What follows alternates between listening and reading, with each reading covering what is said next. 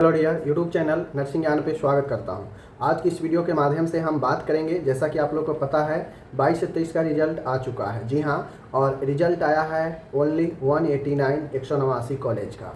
आप सबको पता है कि रिजल्ट के बाद क्या प्रोसेस होता है। बहुत सारे लोग हमसे पूछते हैं कि मेरा 2 नंबर से बैक लग गया है, रिजल्ट अच्छा नहीं दिया है जबकि मैं पूरा लिखा था, तो उनको क्या करना चाहिए। देखिए, ये जो आपका रिजल्ट चेक हुआ है, तो ये आज का सिस्टम नहीं है कि आधा अधूरा रिजल्ट जो है काउंसिल अपलोड करता है। ये आज का नहीं है। पिछले जब से जो है पेंडिंग केस चल रहा है, तब से किसी कॉलेज का रिजल्ट आता है, किसी कॉलेज का रुक जाता है, ऐसे करके आ ही रहा है। तो जिन लोगों का भी जो स्टे ले रखे कॉलेज है, 56 कॉलेज ग्वालियर रीजन के, उनका रिजल्ट अभी नहीं आया है, तो आप लोगों को घबराना नहीं है। रिजल्ट आएगा। रिजल्ट आएगा तो उसके बाद भी आप लोगों का सेम जो है प्रोसेस होगा। प्रोसेस क्या है?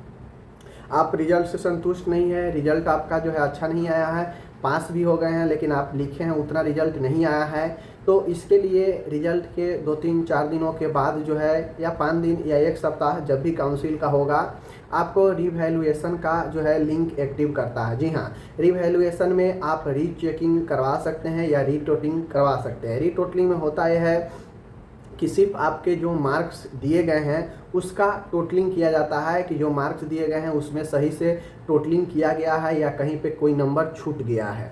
जबकि रीचेकिंग में होता है कि आपका कॉपी कम्प्लीटली फिर से चेक होता है।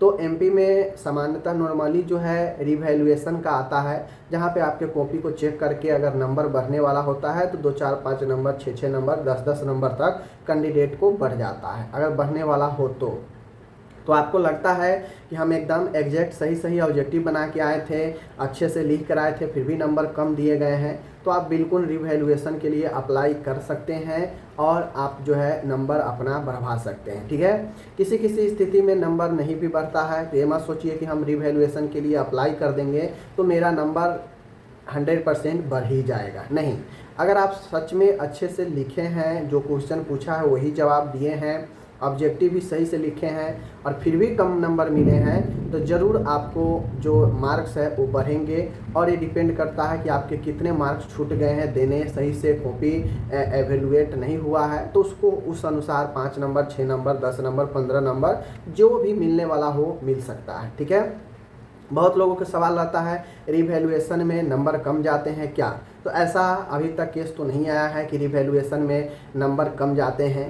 2 ही केस होता है, या तो नंबर आपके बढ़ जाएंगे और नहीं तो जो नंबर आपका है वही ज्यों के त्यों रह जाता है। घटने की संभावना 10% होता है, समझ सकते हैं। 90% केस में ज़्यादातर में जो आपका नंबर है वही ज्यों के त्यों रह जाता है, या तो फिर 2-4-5 नंबर, 10 नंबर बढ़ जाता है। ठीक है, तो अगर आप चाहते हैं तो इसका कुछ फ़ी लगता है। आप पर सब्जेक्ट जितने सब्जेक्ट में आप करना चाहते हैं, रिवैल्यूएशन करवाना चाहते हैं, आप अप्लाई करेंगे उस सब्जेक्ट में आपको फ़ी लगता है 200-150 करके पर सब्जेक्ट, ऐसे ही फ़ी लगता है, पोर्टल चार्ज लगता है।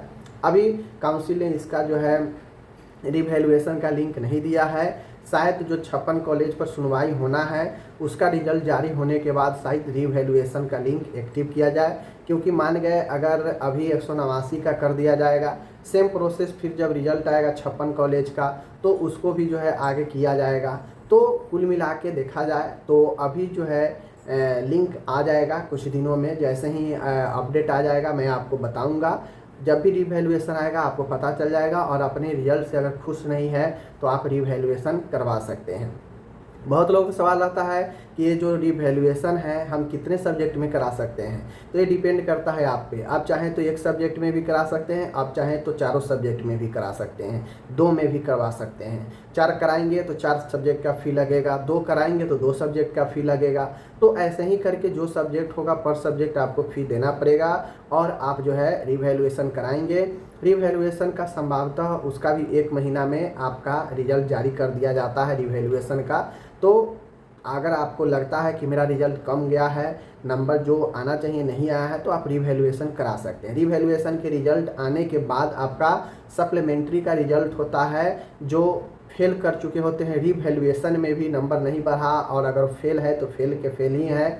मेन एग्ज़ाम में जो फेल कर गए तो फिर उनका मौका दिया जाता है सप्लीमेंट्री एग्ज़ाम का, यानी बैक से सप्लीमेंट्री का एग्ज़ाम होता है। अगर उसमें जो सब्जेक्ट में बैक लगा है तो आप उसमें पास कर जाते हैं सप्ली में, तो फिर आप आगे सेकेंड ईयर का एग्ज़ाम दे पाते हैं। तो यही प्रोसेस होता है। पहला प्रोसेस होता है कि किसी तरह से नंबर कुछ बढ़ जाए, चाहे आप फेल हैं चाहे कम नंबर है, नंबर बढ़ने के लिए रीवैल्यूएशन कीजिए। अगर बढ़ गया तो ठीक है, नहीं बढ़ा तो आपके पास मौका होता है सप्लीमेंट्री एग्ज़ाम देने का और उसके थ्रू पास होकर नेक्स्ट ईयर में जाने का। ठीक है, और इन सारे प्रोसेस में सप्लीमेंट्री में 6 महीना तो समय आपका लग ही जाएगा। एक बात आप लोग समझ लीजिए, उसके बाद ही आपका सेकेंड ईयर का एग्ज़ाम होगा। ठीक है, मिलते हैं नेक्स्ट वीडियो के साथ, तब तक के लिए धन्यवाद।